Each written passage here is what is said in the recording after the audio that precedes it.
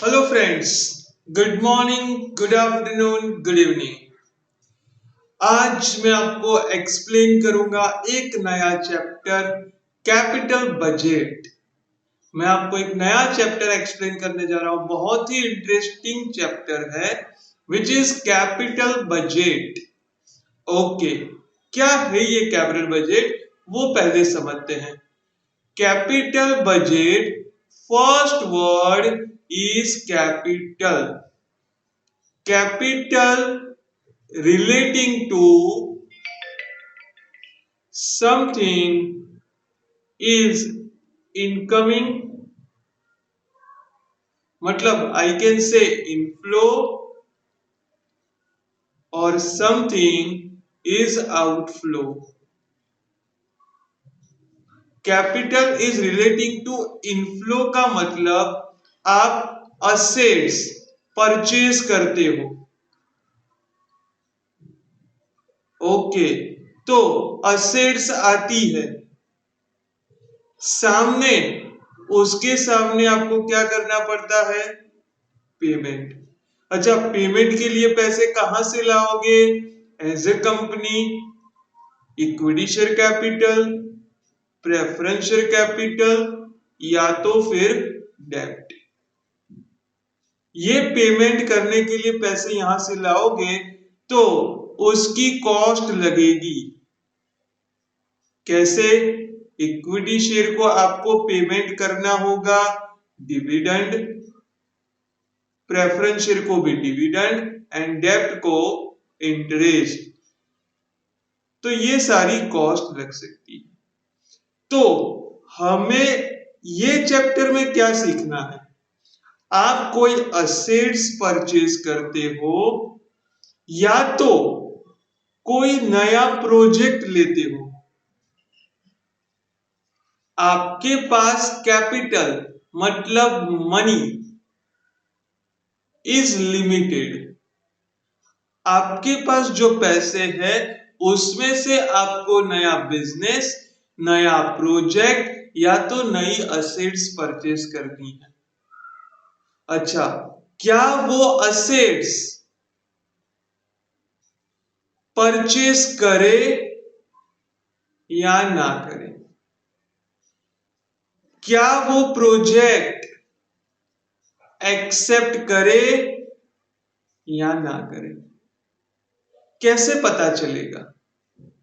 दूसरी चीज, एक से ज्यादा असेट्स ऑप्शन होंगे, जैसे कि ए, बी, सी, तीन ऑप्शन है आपके पास। ए असेट्स परचेज कर सकते हो, बी परचेज कर सकते हो, सी भी परचेज कर सकते हो।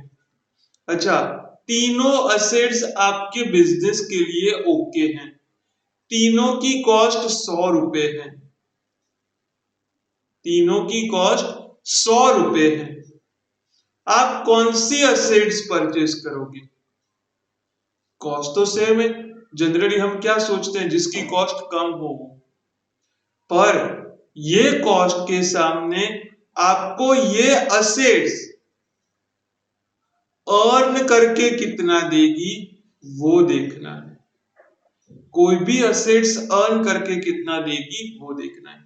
मीनिंग देयर बाय आपको हर एक असेट्स की कॉस्ट भी देखनी है एंड उसमें से हम कितना अर्न कर सकते हैं। उस तरह से आप डिसाइड करोगे कि वो असेट्स परचेज की जाए या ना की जाए। अगर एक से ज्यादा ऑप्शन है तो कौन सा ऑप्शन सिलेक्ट किया जाए? प्रोजेक्ट है तो एक वो एक्सेप्ट किया जाए या ना किया जाए? अगर एक से ज्यादा ऑप्शन है आपके पास प्रोजेक्ट का तो कौन सा प्रोजेक्ट एक्सेप्ट किया जाए, वही चीज हमें सीखनी है। अच्छा, कौन सा प्रोजेक्ट एक्सेप्ट करना है या तो कौन सा मशीन परचेज करना है, उसके लिए अलग अलग मेथड दी गई है।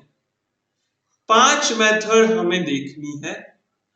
पहली मेथड है, इट इज पे बैक पीरियड मेथड। पे बैक पीरियड मेथड क्या है, एक एक करके मैं आपको समझाऊंगा। पे back period method, first method is पे back period method, second method is rate of return method,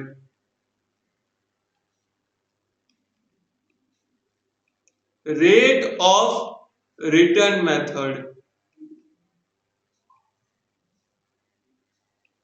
third method is net present value method,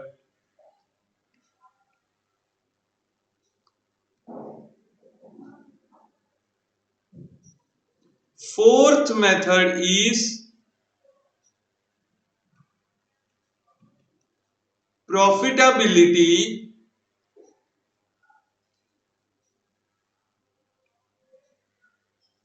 index method, and fifth method is internal rate of return method।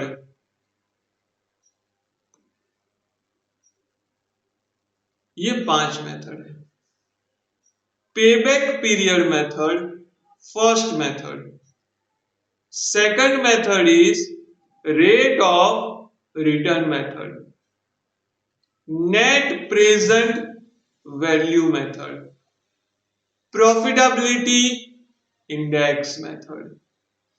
And internal rate of return method. Okay? Yes. Payback period method में दो point है, दो प्रकार के हैं। One is simple payback method,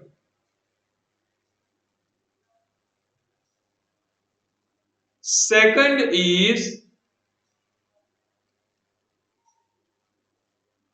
discounted payback method.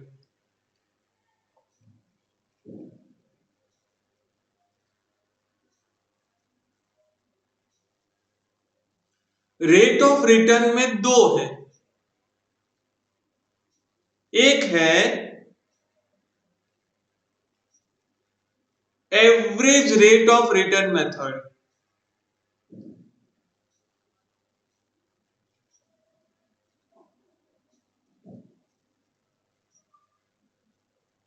And second is rate of return on average investment.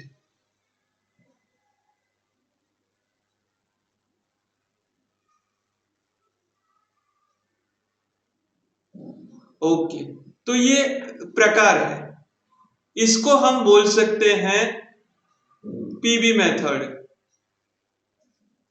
पे back method. Rate of return में average rate of return को बोलते हैं हम ARR, नेट प्रेजेंट वैल्यू को हम बोलते हैं NPV, PI profitability index method को हम बोलेंगे PI method, and internal rate of return को हम बोलेंगे IRR मेथड।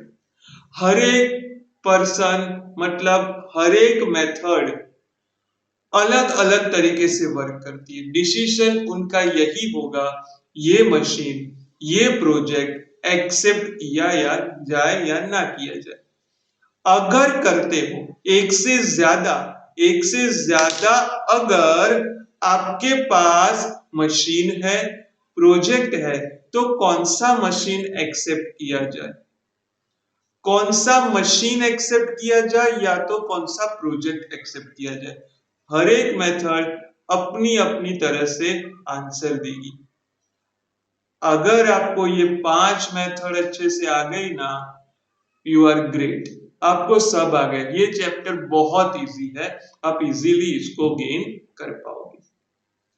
ओके, मैं बहुत स्मॉल पॉइंट में ये पूरा कवर करना चाहूं तो कोई भी मेथड का सम पूछे आपको 2 स्टेप फॉलो कर देने थे। आपको ये 2 स्टेप फॉलो करने के। पहला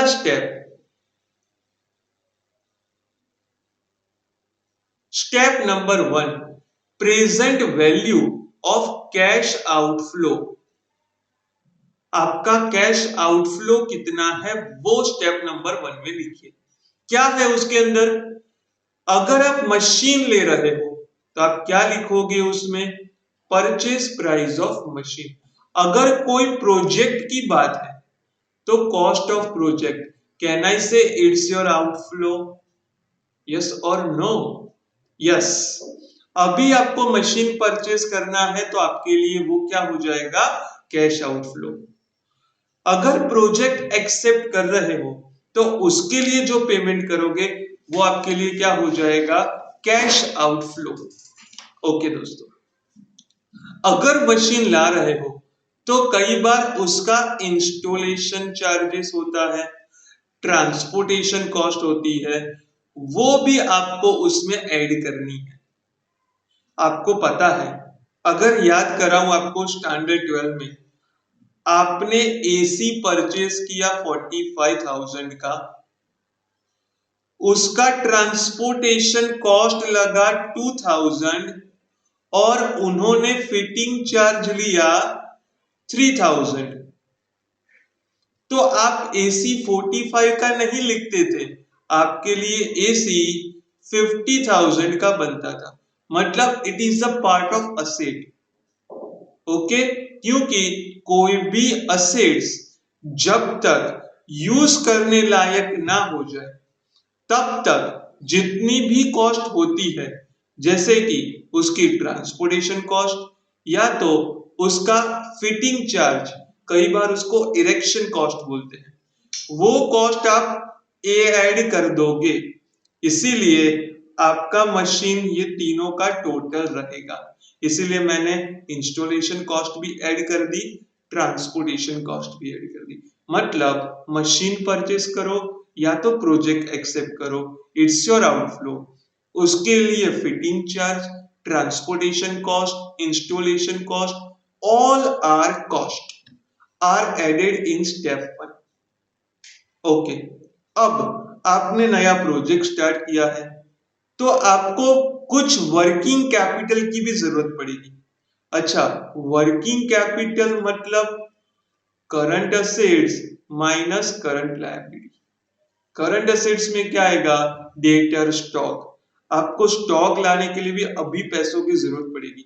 स्टॉक बेच दोगे तो पैसे वापस आ जाएंगे, लेकिन अभी तो जरूरत पड़ेगी। तो अगर आप वर्किंग कैपिटल लाते हो पहले दिन तो आपको स्टेप नंबर 1 में ऐड करना है। This is outflow. अभी आपको पैसे देने पड़ेंगे, बाद में वापस आ जाएंगे। स्टॉक खरीदा, पैसे गए।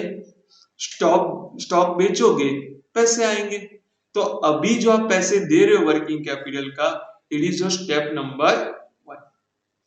Step number 2 is present value of cash inflow. Present value of cash inflow, अब पैसे आ रहे हैं।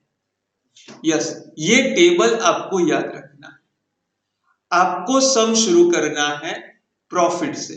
कौन सा profit? Before depreciation and tax. Depreciation जो आपने मशीन लिया है, जो प्रोजेक्ट लिया है, उसका डेप्रिसिएशन और टैक्स पे करने से पहले का प्रॉफिट आपको यहां पे लिखना है। अच्छा, जो भी प्रॉफिट दिया होगा, प्रॉफिट बिफोर डेप्रिसिएशन टैक्स दिया है, तो वहां से स्टार्ट करना है। यहां पे मैंने 4 साल दिए हैं। अगर वो मशीन की लाइफ 5 साल होगी तो आपको ईयर 5 भी ऐड करना पड़ेगा। अगर 3 साल होगी तो 3 साल तक ही रखोगे। ओके दोस्तों, तो ये मैंने एज अ एग्जांपल के तौर पे 4 साल दिए हैं। ओके दोस्तों, profit before depreciation and tax वो लिख दो, चारों साल जितने भी ईयर हैं, उसमें से आप डेप्रिसिएशन माइनस कर दो।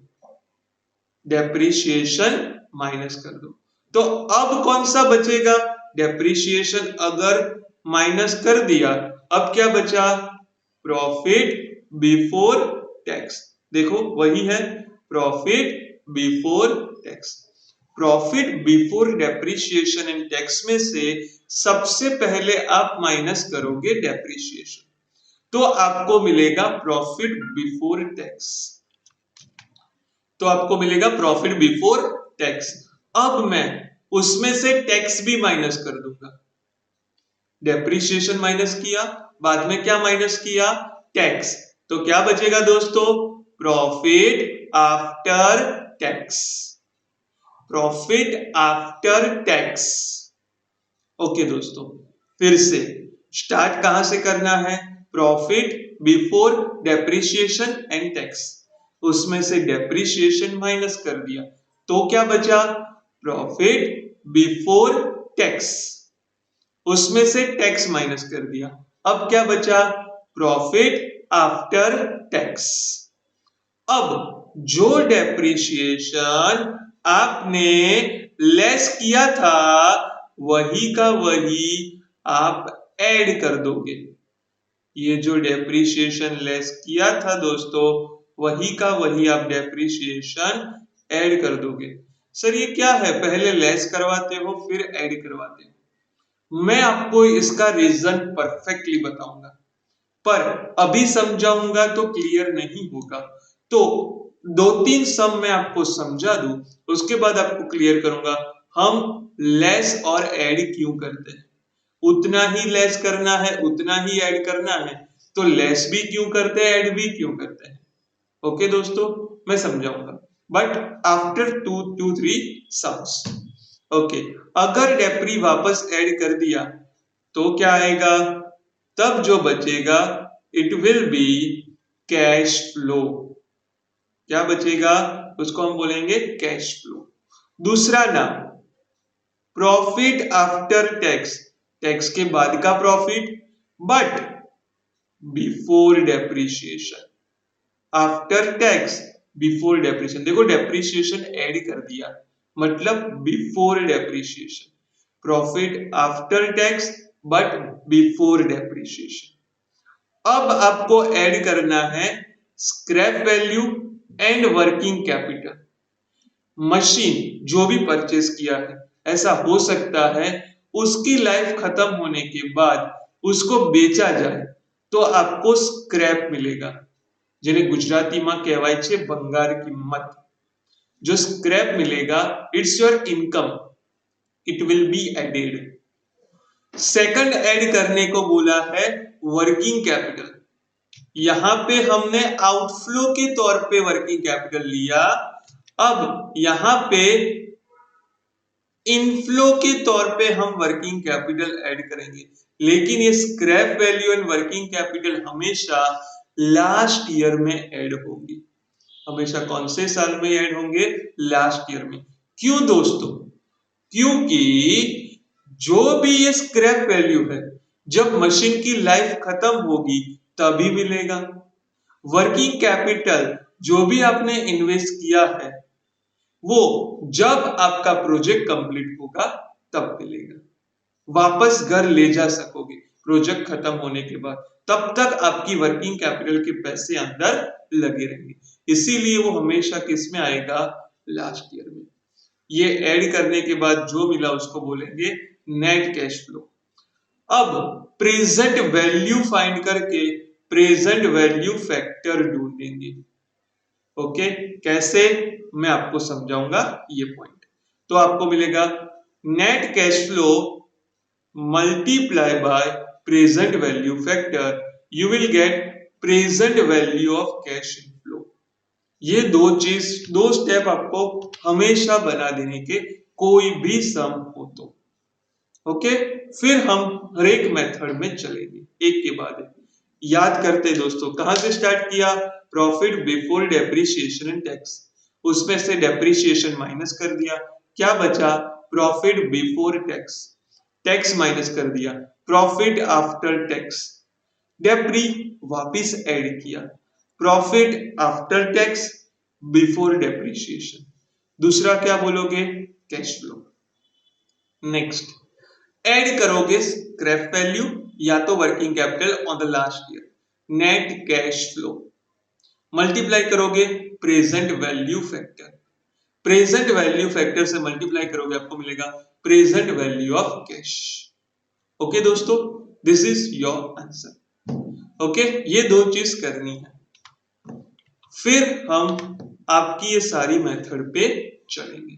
कोई भी मेथड हो, यही दो फॉर्मेट आपको फॉलो करने होंगे। कैसे, एग्जाम्पल से समझाऊंगा, लेकिन एक बार इसको कॉपी कर लो। ये तो हेडिंग है, ये मेथड्स लिख लो, पोस्ट करो। Okay,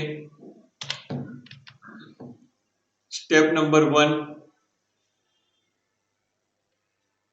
okay, step number 2।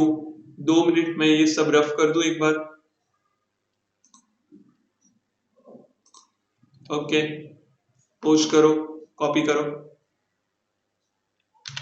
Okay दोस्तों, okay, this is explanation from my side. एक सम एक्सप्लेन कर रहा हूं पे बैक पीरियड मेथड का।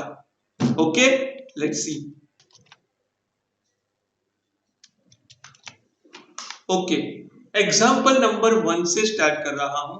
मैं आपको अभी समझाऊंगा पेबैक मेथड। अगर सिर्फ पेबैक मेथड पूछा है, उसका मतलब हमेशा समझने का इट इज सिंपल पेबैक। उसका मतलब आप हमेशा क्या समझोगे, it is simple payback, not discounted payback. Start करते हैं। A company want to implement expansion project.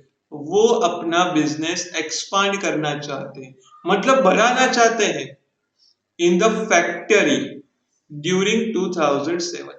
Required outlay, outlay मतलब आउटफ्लो। एक्सपांशन के लिए कितना आउटफ्लो होगा, 50 लाख रुपए। तो प्रोजेक्ट की कॉस्ट बोलो या तो मशीन की कॉस्ट बोलो, 50 लाख रुपए लगने वाले हैं। ओके, तो मैं ऐसा बोल सकता हूं, my step number 1 is purchase price of machine या तो cost of project 50 lakh rupees. But उससे बेनिफिट क्या होगा, yield annual profit of 5 lakh, 5 lakh का प्रॉफिट होगा उससे। बट वो कौन सा प्रॉफिट है, आफ्टर डेप्रिसिएशन। कौन सा प्रॉफिट है, आफ्टर डेप्रिसिएशन वाला प्रॉफिट। ये बहुत शांति से देखने का, आपको प्रॉफिट कौन सा दिया हुआ है वो। ओके दोस्तों,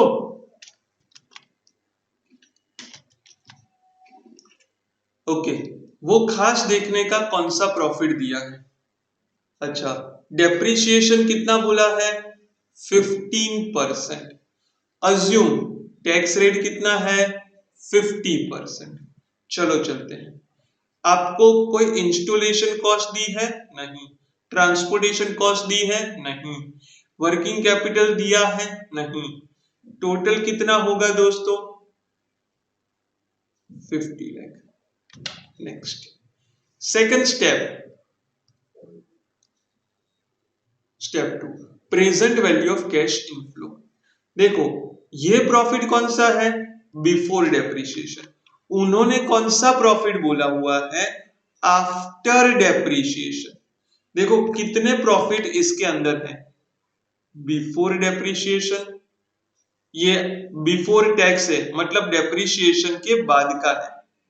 ये टैक्स के बाद का, ये डेप्रिसिएशन ऐड करने के बाद का है।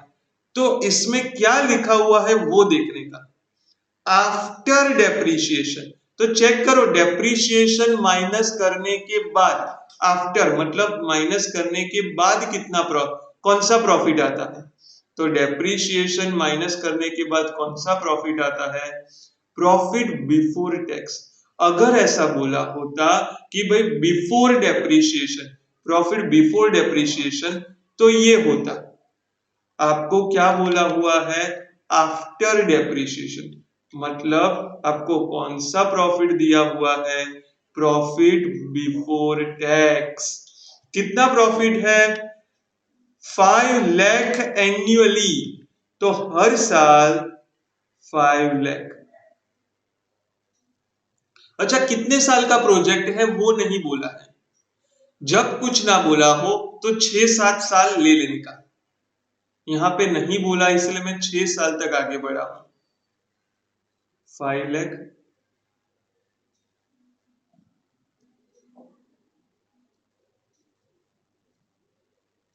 मैंने 6 साल लिया है। 6 या 7 साल आप ले सकते हो। 5 लाख। अच्छा, टैक्स कितना बोला है टैक्स? 50%। टैक्स हमेशा प्रॉफिट बिफोर टैक्स पे लगेगा। टैक्स हमेशा किसके ऊपर लगेगा? Profit before tax. 5 लाख का 50%, 2,50,000 लेस करना है ये, 2,50,000।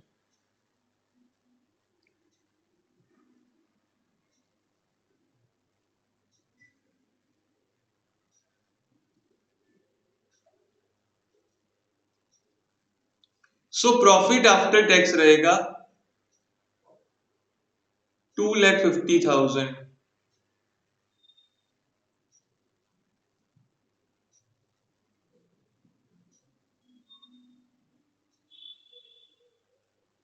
Every year 2,50,000। एड डेप्रीशिएशन, लेकिन हमारे पास तो डेप्री है ही नहीं, तो ऐड करना है तो डेप्री फाइंड करना पड़ेगा। कितना बोला हुआ है डेप्रीशिएशन? देखो 15%। कितना बोला हुआ है क्या डेप्रीशिएशन? 15%। अच्छा, डेप्रीशिएशन हमेशा किसके ऊपर होगा? असेट्स के ऊपर। 50 लाख है, उसके ऊपर डेप्रीशिएशन, मैं डेप्रीशिएशन फाइंड करता हूं। कुछ नहीं बोला है तो मैं एसएलएम मेथड अज्यूम कर रहा हूं, स्ट्रेट लाइन मेथड। हर साल डेप्रीशिएशन सेम रहेगा। 50 लाख का 15%, 7,50,000। It will be 7,50,000. This is your depreciation. तो add depreciation 7,50,000।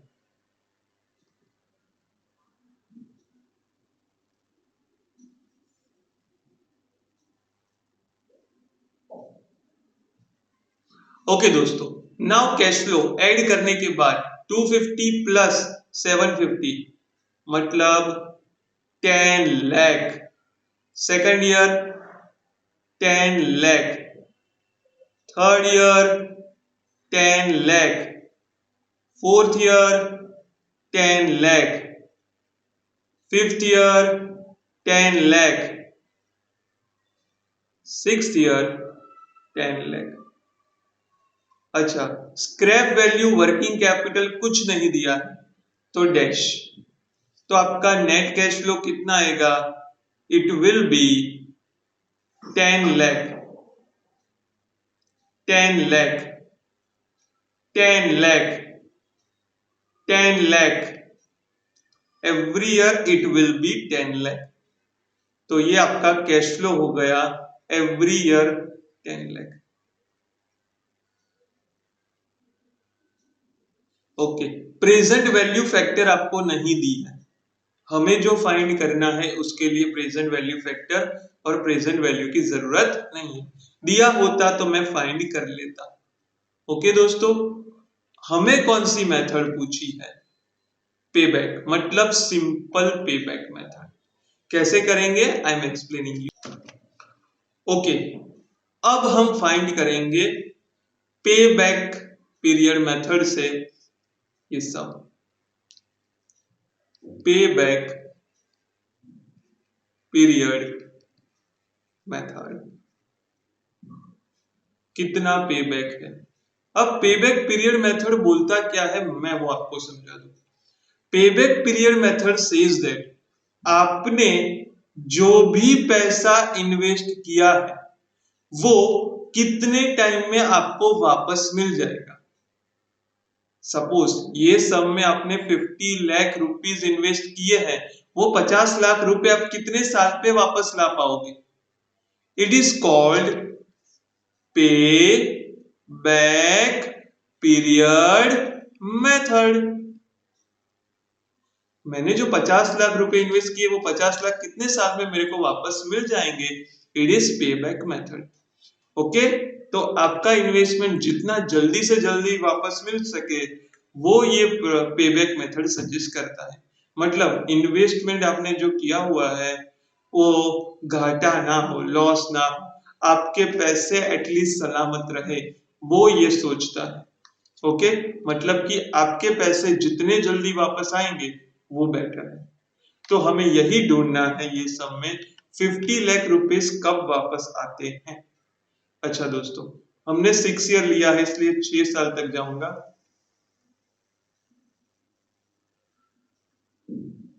कितना कैश फ्लो है?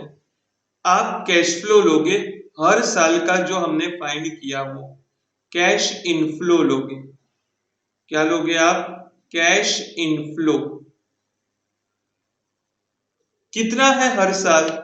10 लाख। हर साल कितना है? It will B 10 lakh. Third year में भी 10 लाख, फोर्थ ईयर में 10 लाख, फिफ्थ ईयर में 10 लाख। तो ये कैश फ्लो आप वहां से लोगे। आपने वो चीज तो बनाई दी, मैंने आपको बोला वो स्टेप 1 स्टेप 2, अब ये इजी हो जाएगा, कोई भी मेथड के लिए वो जरूरी है। नेक्स्ट कॉलम अपना है क्यूमुलेटिव, ये सबका टोटल करते जाने का। कैसे? पहले साल आपको कितना मिला? 10 लाख। अच्छा, पहले साल 10 लाख था, अब 10 लाख है आपके पास, और दूसरे साल कितना आ रहा है आपके पास? और 10 लाख। मतलब अब आपके पास कितना हो गया? 2 साल का मिला के, 2 ईयर का मिला के इट विल बी 20 लाख। अब तीसरे साल अभी तक कितने हैं आपके पास? अभी तक आपके पास है 20 लाख, उसमें आप ऐड करोगे थर्ड ईयर का, तो 3 साल का मिला के कितना हो रहा है? 3 साल का मिला के हो रहा है दोस्तों 30 लाख। ओके, अब तीसरे साल के बाद चौथे साल 30 लाख तो था, चौथे साल और कितना आपने अर्न किया? नेक्स्ट ईयर का ऐड करते जाओ। क्यूमुलेटिव वर्ड ही बोलता है। 30 लाख 3 साल तक का आपने अर्न किया, चौथे साल कितना अर्न किया? 10 लाख, मतलब 40 लाख। मतलब 4 साल में आपने 40 लाख रुपीस अर्न किए, वापस ले आए। अच्छा, फिफ्थ ईयर तक क्यूमुलेटिव कितना हो रहा है? फिफ्थ ईयर तक क्यूमुलेटिव 40 लाख। अब पांचवें साल का देखो, अपना है उसके बाद का टोटल करो, अपना जो है उसके साथ नेक्स्ट ईयर के साथ उसका टोटल करो, 50 लाख। अब सिक्स ईयर एक और ऐड करोगे सिक्स ईयर का, तो 60 लाख। आपको क्या देखना है कि आपको पैसे किसमें जल्दी से जल्दी वापस मिले हैं। अच्छा, आपको कितने रुपए चाहिए? 50 लाख। 50 लाख आप कौन से साल में अर्न कर पाए हो? It is in 5 year. आप देखोगे ऐसे भी 5 साल का टोटल करो, it will be 50 lakh. Okay, मतलब योर पे बैक पीरियड